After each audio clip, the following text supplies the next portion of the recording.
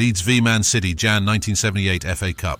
Leeds fans are out for revenge after being given a torrid time at Manchester City's Main Road ground the season before. Leeds fan Brian describes the day's events. After the match at Main Road, where we got battered for being unorganised and not sticking together, we decided it was time for revenge against a City firm who we knew were ferocious at home but indifferent away from home. One of our mob had been slashed at City by the Cool Cats firm, so they were particularly sought after.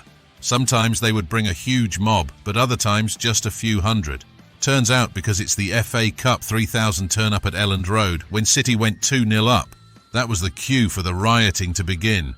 Leeds fans poured onto the pitch, and some even attacked the Man City goalie Joe Corrigan, who was pushed to the ground and attacked by lads who stormed out of the Kop to invade the pitch. Although not seriously injured, the referee decided to take the players off the pitch for safety reasons. Police horses were deployed, but the trouble lasted about 20 minutes. Leeds were in every end that City's firm were. There was even trouble in the South Stand, where City fans were showered with beer and bottles.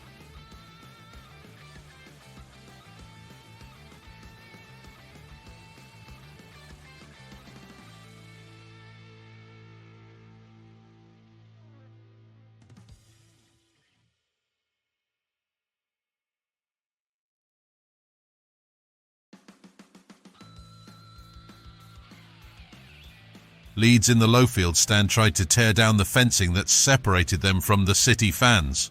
With 10 minutes to go, those on the pitch kept the 8 police horses at bay. While we ran round to the Lowfield stand and steamed in through the open gates, City were trying to get out, but the shock attack had them on the back foot straight away. They cowered together after wave of attack from the Leeds firm. City were driven back inside the stand, but once there they were met by Leeds, who were still on the pitch, and others attacking from the South Stand. In a pincer-like movement, they were trapped. Some were begging to be left alone, others were cowering and asking the police for help. The police did eventually win control and we were pushed back out the Lowfield stand.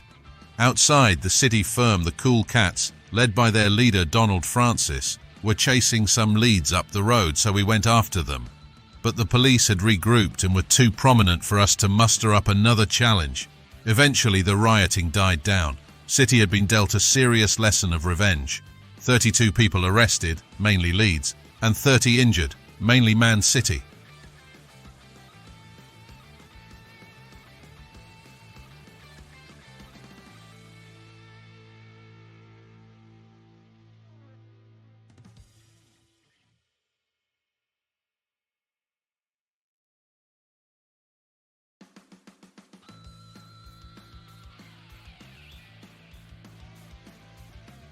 Man City fan Dolan told us, "Got the service train early morning and we were in Leeds for about 12. There were about 300 of us. We knew Leeds were good at home, so we expected lots of trouble. About 100 of us split up from the rest and headed to the first boozer. Leeds came out and had a go at us, but we ran them back into the pub. We then turned left instead of going to the ground and went in the first pub. About 1:30 p.m, 200 Leeds came down the street shouting and singing, so the pub emptied, and we gave them a barrage of glasses and bottles. They threw them back, and we had toe-to-toe for about 10 minutes before the old Bill arrived and escorted us to the ground.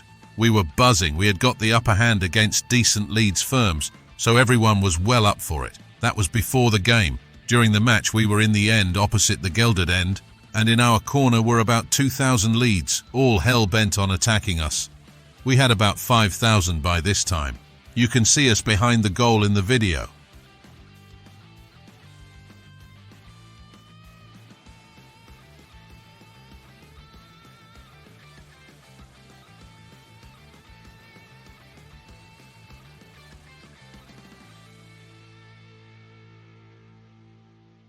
They had a pitch invasion where they tried to break into our end, but we held firm. About 10 minutes before the end, the 2,000 Leeds in the corner of our end disappeared. At the final whistle, we found out why, as they attacked through the exit gates in our end. It was complete mayhem as we tried to fight our way out of the stand. The police eventually moved the Leeds out, but once outside, a huge Leeds mob, including those who had just attacked us, were waiting for us. The police tried to muster some sort of order and a police escort of sorts. But these Leeds weren't having any peaceful escort as they attacked through the ever-thinning police escort, again and again. Our numbers were dwindling under the pressure of bricks and bottles, and City were going down all over the place. Leeds kept breaking through the police line and attacking any city they could find. There were about 400 of us left, but then another huge Leeds mob came running down the hill with bottles and bricks. Those behind us attacked also, and that was it. We were completely overrun. Now it was every man for himself. I legged it along with a few others with Leeds in hot pursuit. I crossed a main road without even looking, but still they chased me. I knew I was dead if they caught me. I hid in a derelict house and prayed they would run past, which to my relief, they did.